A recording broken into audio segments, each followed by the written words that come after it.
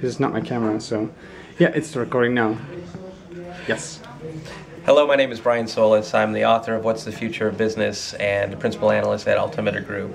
And we're here at LeWeb, where the main conversation is, what do the next 10 years look like? And when you think about that, what we're talking about is how do you see into the future to bring back what we see in order to make it actionable today?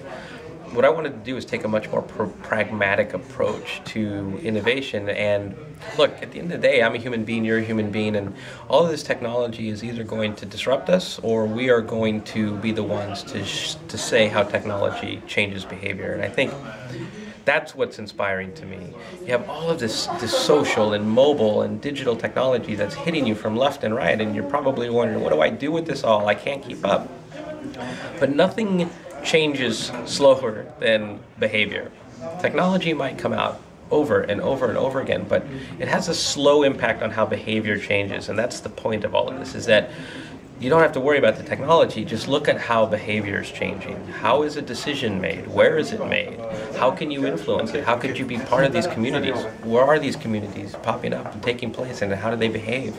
And once you start to look at it from that level, what you realize is that it's approachable, it's more human, and then you just start to figure out how to use technology to help your new mission. Because now you have a sense of purpose, you have a sense of empathy.